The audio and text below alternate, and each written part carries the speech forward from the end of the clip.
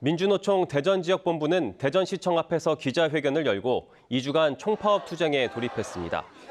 민주노총은 이번 파업이 윤석열 정권 퇴진 투쟁을 대중화하는 계기가 될 것이라며 총파업 핵심 의제로 노조 탄압 중단과 최저임금 인상 등을 꼽았습니다. 첫날인 오늘은 택배노조 소속 노동자들이 하루 파업에 나섰고 12일에는 민주노총 최대 산별노조인 금속노조가 주야간에 2시간 이상 파업할 예정입니다. 수도권 광역급행철도망인 GTX C노선 연구 용역 결과 발표가 임박한 가운데 천안 시민들로 구성된 GTX C노선 천안 연장 추진위원회가 정부 세종청사에서 원희룡 국토교통부 장관을 만나 노선 연장의 필요성을 전달했습니다. 추진위는 GTX C노선의 천안 연장은 대통령 공약으로 국토균형 발전과 천안 원도심 발전을 견인하는 것은 물론 노선 연장에 따른 추가 비용도 적어 경제성도 높은 것으로 조사됐다며 천안까지 노선 연장을 촉구했습니다. 대전시가 교통약자를 위한 저상버스 예약 시스템을 구축하고 이달부터 정식 서비스를 시작했습니다. 이에 따라 휠체어 이용자 등 교통약자가 스마트폰 앱 등으로 노선 번호와 정류장을 선택해 미리 승하차를 신청하면 버스 운전자가 단말기로 정보를 전달받아 리프트 작동 등을 준비할 수 있게 됐습니다. 대전시는 예약 서비스를 통해 교통약자가 버스에 탑승하지 못하는 사례를 막고 승하차 시간도 단축할 수 있을 것으로 기대했습니다. 김지철 충남교육감이 수능에서 킬러 문항 출제는 지방 학생들에게 상당히 불리하다며 당연히 걸러내야 한다고 말했습니다. 김 교육감은 충남교육청에서 열린 취임 1주년 기자회견에서 이같이 말하고 수능 킬러 문항은 서울 대치동용이라며 교육과정을 정상적으로 이수한 학생들이 풀 수 있는 문항이 출제돼야 한다고 강조했습니다. 대전중앙로의 신구 지하상가 연결 공사로 인해 병원 건물이 피해를 입었다는 주장이 제기됐습니다. 지하상가 인근에 있는 해당 병원은 공사가 시작된 후 집안 침하로 인해 건물 계단에 금이 가는 등 문제가 발생했고 지난 5월 안전진단에서 2등급을 받아 계단 사용이 금지됐다며 대책 마련을 요구했습니다. 이에 대해 대전시 건설관리본부는 병원과 합의하려 했지만 보상금액 차이로 불발됐고 이후 공사대금 가압류 등 소송이 제기돼 법원 판단을 기다리고 있다고 설명했습니다.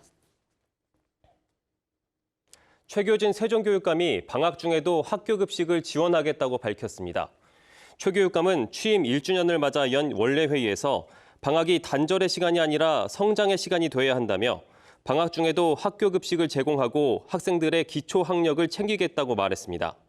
방학 중 무상급식 제공은 최 교육감의 공약 사항으로 구체적인 시기와 방법에 대한 언급은 없었습니다. 코로나19로 중단됐던 KBS 대전 수요 노래교실이 3년여 만에 재개됐습니다. KBS 대전방송총국은 오늘 공개홀에서 안유정 강사와 함께하는 수요 노래교실을 다시 시작했습니다. 3년여 만에 재개된 KBS 수요 노래교실은 매주 수요일 오후 2시 선착순 450명까지 무료로 입장할 수 있습니다.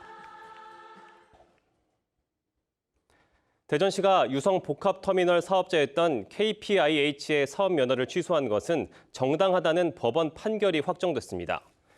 대법원은 최근 KPIH가 대전시를 상대로 낸 사업 면허 취소 처분 취소 청구 상고를 기각했습니다. 판결 확정으로 대전시는 전체 사업비 3,450억 원 가운데 터미널 시설 건립에 투입될 시비 460억 원에 대한 중앙투자심사를 다음 달 행정안전부에 의뢰하고 국토교통부 사업계획 변경 승인 절차를 10월까지 마무리한 뒤 설계에 착수할 계획입니다.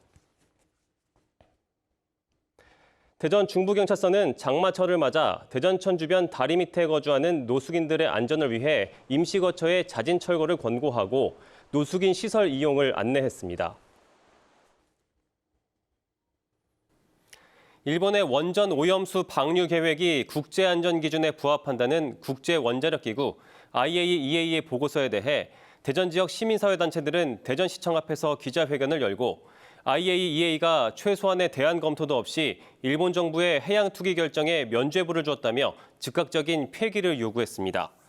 정의당 전국 순회 투쟁단도 충남도청 앞에서 기자회견을 열고 정부와 여당은 바닷물 먹방이 아니라 일본의 해양 투기 계획 철회를 요구하라고 촉구했습니다.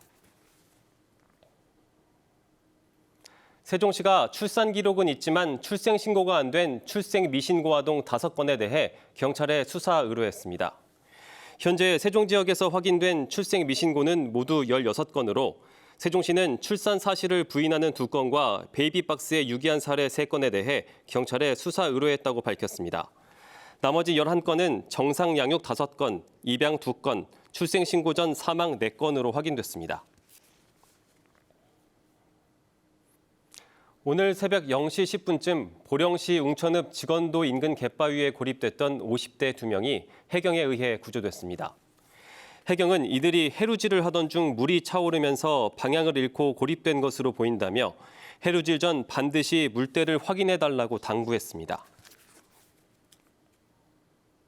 대전과 세종 충남 지역은 오늘 대체로 흐린 가운데 세종과 충남권 남부 지역을 중심으로 5에서 30mm가량의 비가 오겠습니다.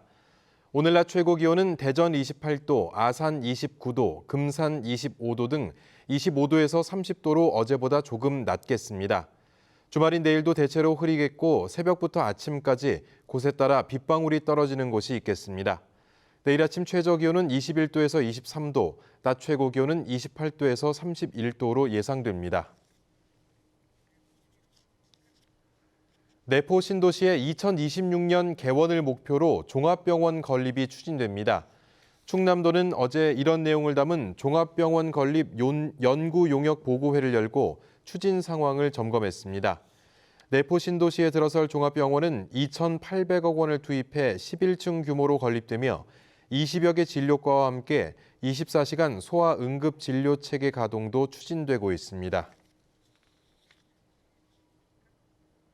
충남 지역 중고등학교의 60%에는 여전히 용모와 두발 규정이 남아있는 것으로 나타났습니다. 전교조 충남지부 등이 충남 지역 학교 49곳의 학생 생활 규정을 분석한 결과 60%가 두발과 용모를 제한하는 조항을 유지하는 것으로 확인됐습니다.